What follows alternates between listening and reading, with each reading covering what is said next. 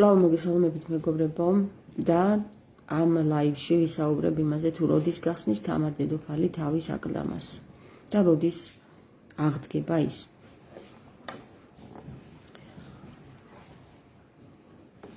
ძალიან მოკლედ გეტყვით, თამარ დედოფალი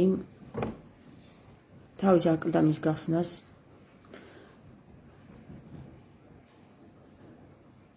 ისურვებს მხოლოდ მაშინ, როდესაც გაძლიერდება სრულიად სვანეთი.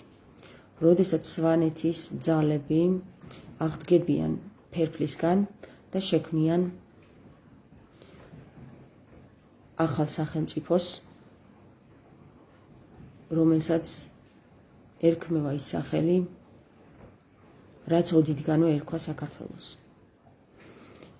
სვანების გაძლიერება მოასწავებს თამარ დედოფლის დედამიწაზე სრულიად ჩამოტვირთვას და მისი აკლდამის გახსნას, რაც მოასწავებს იმას, რომ თამარ დედოფალი ძილისაგან გამოიღვიძებს და კვლავ დაუბრუნდება საქართველოს.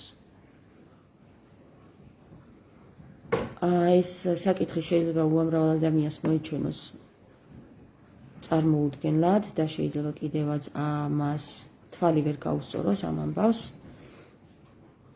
ზოგმა სიგიჟეთ ჩათვალოს და ზოგიც კი შეიშალოს ჭკუიდან, მაგრამ მინდა გითხრათ, რომ თამარ დედოფლის აკლდამის გახსნა მოხდება მხოლოდ მაშინ, როდესაც სრულიად სვანეთის ძალები ერთად დადგებიან და გამოიყოფიან ამ ჯოჯოხეთს, რომელიც დატრიალებული არის საქართველოში.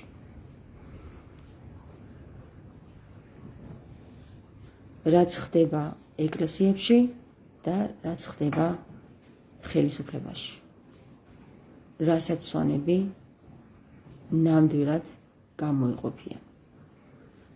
იმიტომ კი არა, რომ მათ საქართველოსთვის ცუდი სურთ, იმიტომ რომ მათ სურთ საქართველოს ქართული სულის გადარჩენა.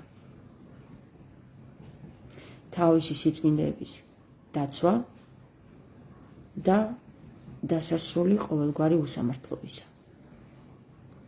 მე კიდევ ერთხელ ვწმუნდები იმაში, რომ ქრისტე იყო ქართველი და ქრისტეს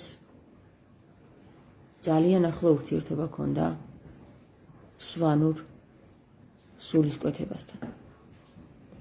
ახლა კი გემშვიდობებით კვლავ მეგობრებო და გინდ დაიწერეთ, გინდ არა, თამარ დედოფალი აღდგება და ის სვანებთან ერთად სრულიად საქართველოს კვლავ გააძლიერებს. კარგად იყავით მეგობრებო, გემშვიდობებით მომავალ შეხვედრამდე.